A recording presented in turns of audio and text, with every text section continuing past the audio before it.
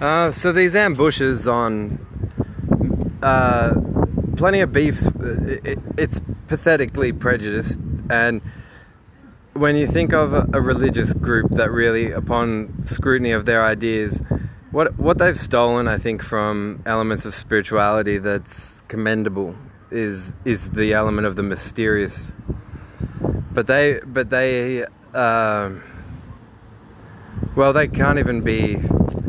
Stolen is the right term for it, because where it's genuine, that's always in the context of a disclosed and freely talked about philosophic ideology or theology. And Freemasonry is doing neither. They're keeping as much of what they can to themselves, while saying, they've got this idol, the all-seeing, they call it the all-seeing eye of the law, which just means, to judge you. I know that it's Christians that they love to, because they essentially do have the basic circumnavigation of the firewall, if you like, of Christian idealism down pat somewhat, because it's Lucifer who, as I say, though he verbally, he mocks, when he mocks God, God reacts like Lucifer's bitch. It's response to that cliche that the greatest trick the devil ever played was convincing the world he didn't exist. So why don't one of you Christians talk about how in your holy scriptures you've got tale after tale of Luciferian encounters with your God, and he overthrows your God and manipulates his behavior. It's in the book of Job. Lucifer doesn't cause a single murder. He kind of plucks at God's ego, saying, Job's only worshipping you because his life circumstances are fortunate. If he was deprived of his fortunate lifestyle, he would mock you. So God goes, oh, well, I'll see if you're right or not, Lucifer, and then kills Job's 10 children.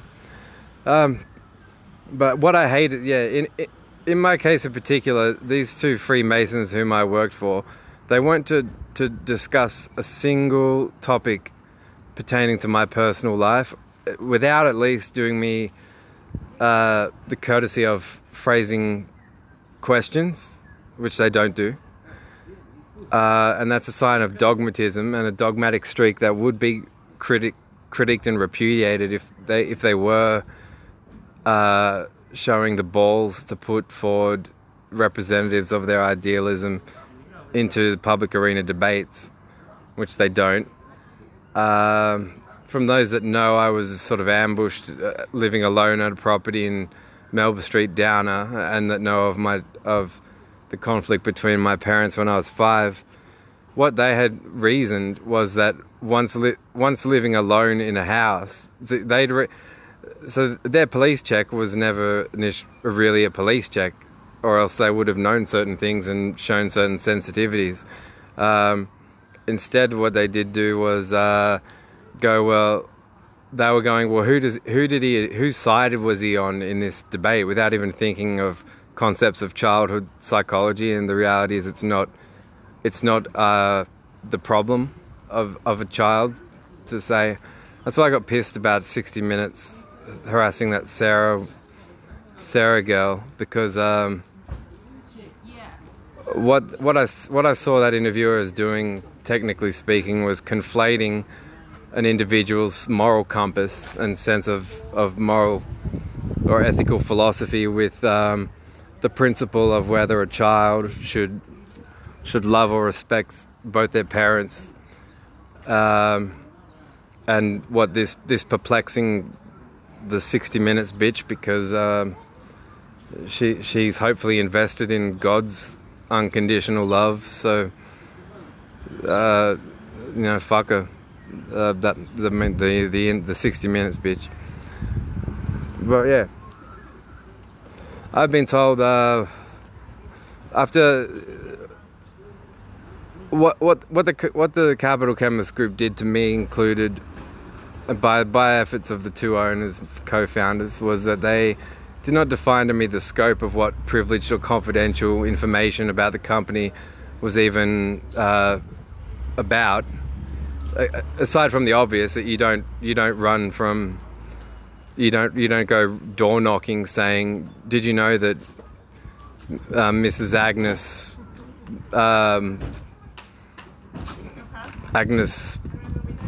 Floriard is on omeprazole capsules for gastrointestinal ulcers," and you don't talk about patients. I mean, that goes without saying anyway, but its overstating had led me to going, well, what is it you mean by your privileged information? And given your both of your terrible manners on the front of going, well, it's patronizing and demeaning to be approached, and it's also proof of presumptuous thinking if you're not even invited or made to feel invited into a dialogue or conversational exchange by the way of a question on behalf of someone who should be sensitive to the fact that with not being a contractual employee means that your rights as an employee haven't been defined on any paper, means I should have been like twice, 3 times more sensitive to how and why they were to distinguish between what would constitute an order or instruction from a welcomed mutual philosophical discussion, from which they constantly made me feel admitted, because I recognize the appropriateness of question asking, and as do they, although as one symptom, I think, of Gary Cahn's ludicrous idea to have captured the essence of the prototype definitions of and constituencies of a martyr by doing by gospel harmonization, which is an evangelical, fascist, unhistoric, forged manuscript endorsing fucking feat of idiocy. Is that he also wishes to include amongst the list of causes for which one may be martyred the interest in or the existence of the questioning mind, and saying cliche curiosity killed the cat. It's fucking, you can't even be the person who is going about imposing or recruiting people into the following of your alleged ideological cause if you haven't even moved past potentially this stage of questioning, and yet you've got him stipulating that the questioning mind or curiosity is a form of mental illness as well. So yeah, his church is a fascist one, and it's really just once you know a bit about what their church is about, and once you observe the presumptuous and arrogant disposition of these two idiots, you realize that really monetary greed is their, like, it would be in a courtroom their excuse. They'd have to say, well, can you please excuse us on the basis of monetary greed, because otherwise on a vast amount of critical fronts, they're even worse offenders.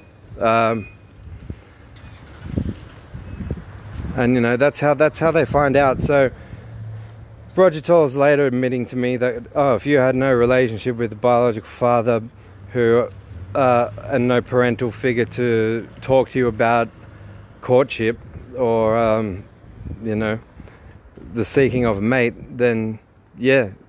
But he again assumed that it was his prerogative to say, well, our business measures you to be a person whose responsibility comes from the rebellion against your own sexuality, which is our definition of a homosexual.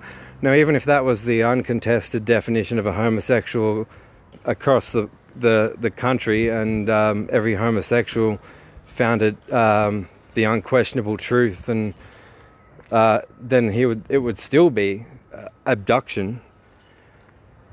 And the way for them to have prevented that scenario from having become the reality would have been for them to have asked me, how well did you know your father, guardian, and what sort of conversations did you talk about? And then they'd be able to rule out whether they would be of assistance to move in and speak to me on certain topics.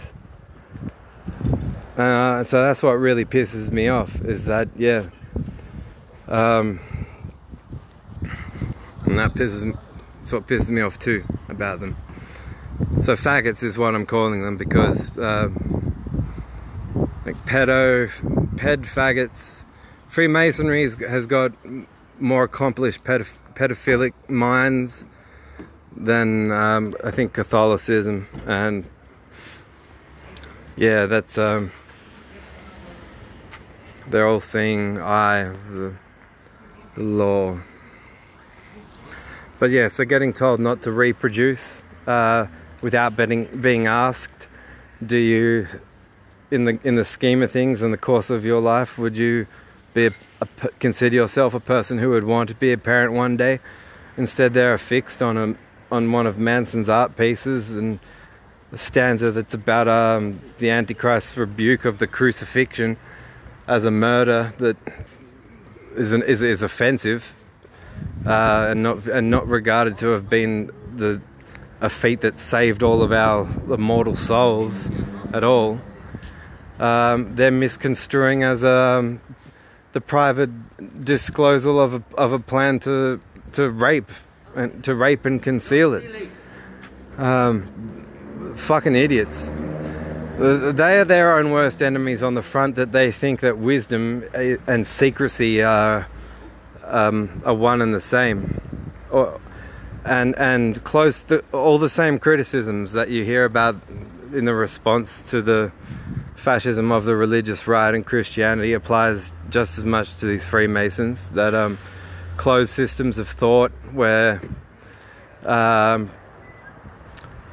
conclusions aren't noted for their provisional statement, provisional qualities, and before going out on a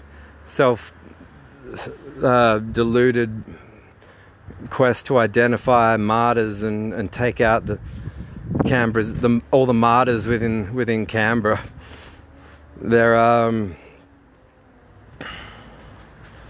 that you'd think they'd want to get the metaphysics of martyrdom at least a priori right, so that they know who it is they're going after, except apart from potential photoelectric comparisons they can make of a person's image with stained glass imagery of Jesus Christ carrying his cross up a hill.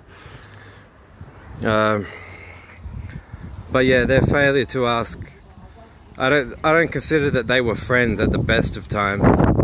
Like the nicest thing that the two of them combined, Gary and Roger, did for me was to remove themselves, as if I'd had a restraining order in place against the two of them the entire time.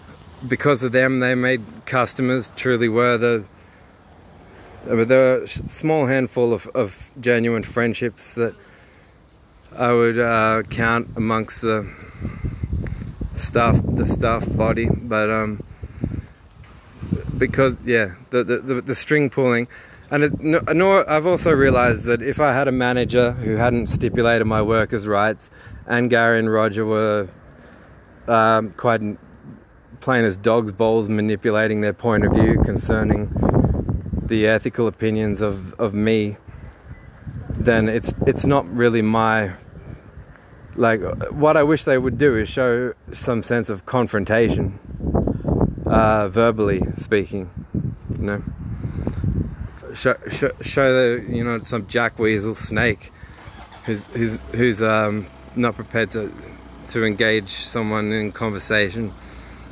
It's not a sign of gentlemanness at all. It's pathetic and petty, and I can see why you call prescription drug purchases ethicals, and why you like the less expensive brand, because you have the less expensive form of moral awareness than most on offer, even amongst the church that you consider yourself profoundly superior to.